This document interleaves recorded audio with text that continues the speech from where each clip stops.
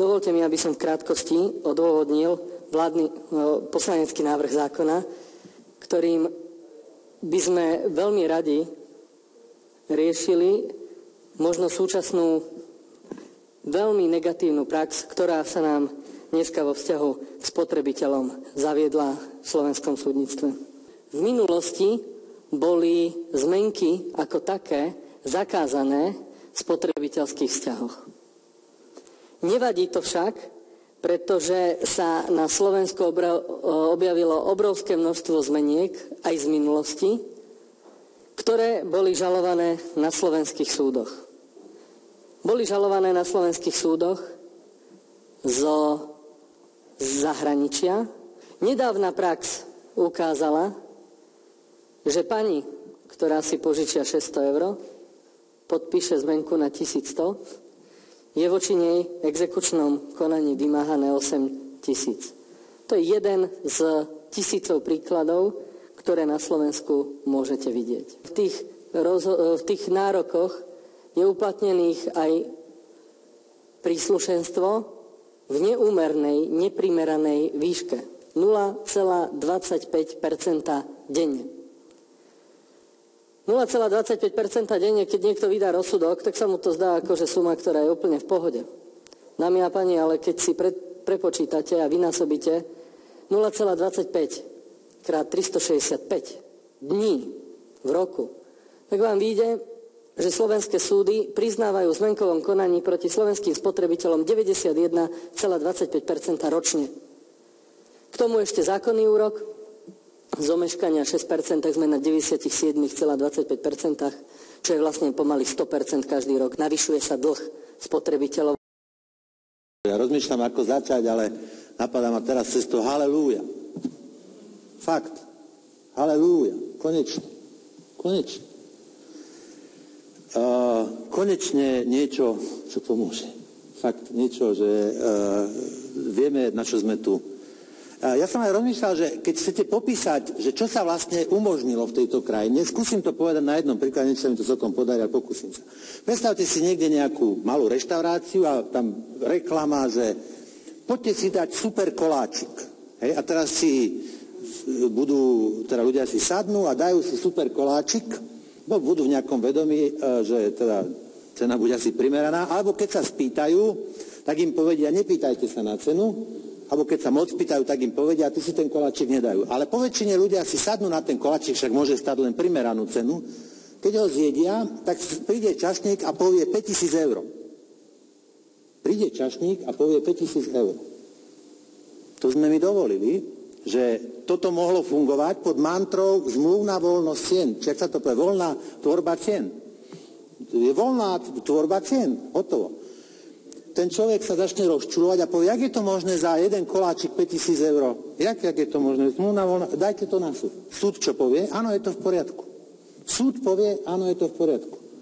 Exekútor vám pošle exekútorský príkaz a ešte vám povedia, viete čo, vy ste taký starší pánko, nebojte sa, my vám dáme splátky zo sociálnej, budete nám to postupne 10 rokov splácať za ten koláčik. Toto bola situácia, ktorá platí, zatiaľ ešte stále platí u nás.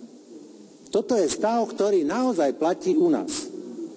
My sme, a ja som to tu včera vyčítal, že máme, na dnešnej schôdzi sme mali, teda na terajšej schôdzi sme mali 3 veľké zákony z pohľadu spotrebiteľa a ochrany spotrebiteľa, nulová diskusia, nulový záujem. A to sú tie zákony, kde my môžeme predchádzať neželaným javom. My dneska riešime dôsledok toho, že sme to neriešili. My dneska riešime, vlastne nechali sme to dohniť, vyhniť, je to neudržateľné a my dneska riešime dôsledok toho. Ale ja hovorím halelúja, super, teším sa. Teším sa tomu, že ten návrh tu je, teším sa tomu, že je odvážny, chcem veriť tomu, že aj v druhom čítaní bude rovnako odvážny ako v prvom čítaní. V zásade tomuto návrhu niečo vytknúť. Má slušných predkladateľov, proste verím, že tá komunikácia bude korektná a na konci bude mať výsledok. Budeme mať výsledok, lebo tu naozaj si urobili z našich ľudí finančných otrokov s požehnaním štátu a s požehnaním súdov. Ja vám poviem, viete, kde celý tento príbeh začal, začíname ukončovať ten príbeh predložením tohto návrhu. Celý ten príbeh začal tým, že som tu mával niekedy v júni, tu sedel pán Richter a som mu hovoril vianočné dôchodky sem, vianočné dôchodky tam a tu je pani zo Spišskej Belej. Vtedy som tu mával, aj niektorí ste sa na mňa hnevali, že som kričal, neviem čo. Tým, že som mával, vyzerá, že v tejto snemovni sú ešte ľudia, ktorí majú nejakú sociálnu empatiu, tak si ma zavolal pán Pellegrini, že čo to mám. Pán Pellegrini si ma zavolal, že čo to je za papier. Tak som mu ukázal ten papier a pán Pellegrini si zavolal tu na pána Madeja a povedal mu, že nech to nejakým spôsobom riešia. A ja nehovorím, že nerád, ja nemám s tým najmenší problém. Keď urobím chybu, sa ospravedlniť a keď je čo pochváliť, tak pochváliť. A po mojho vedomia, to, čo sa udialo v priebehu prázdnin, že niekto vykonal naozaj enormné množstvo, pán poslanec a jeho ľudia vykonali enormné množstvo z pohľadu toho, tých ilustrácie, tých rozsudkov vykonali. A dopatrali sa ale k morbidným číslom. My sme sa dopatrali k morbidným číslam, že tu je 18 000 podaní takýchto zmenkových. Z toho, myslím, 2800 už prešlo.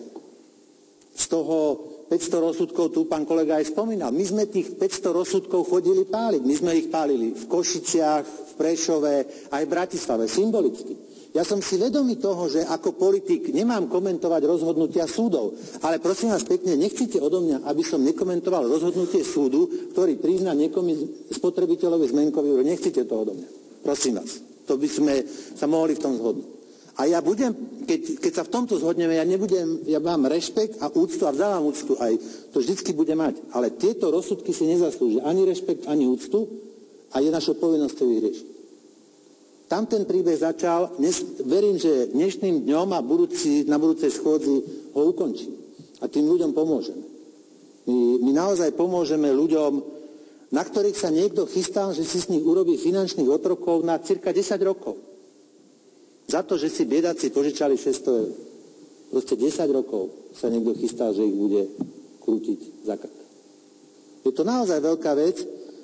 Teším sa tomu a skončím s tým, že ja chcem povzbudiť ľudí. Nie, naskladal som to, zbytočne som hovoril ten začiatok. I keď človek si častokrát berie na seba, že šašo a neviem čo a vykrikuje. Ja som priateľ výsledkov, prosím vás. Aj najväčšia katedrála je postavená z malých tehál. Má význam sa zaujímať o verejný priestor. Má význam upozorňovať na to.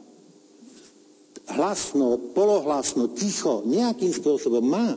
Lebo keď nie, tak všimnite, čo sa našim urobilo, našim ľuďom, čo sme dokázali urobiť. A keď sa na to upozorňuje, využijú sa všetky prostriedky, tak na konci vyzerá, že bude aj výsledok.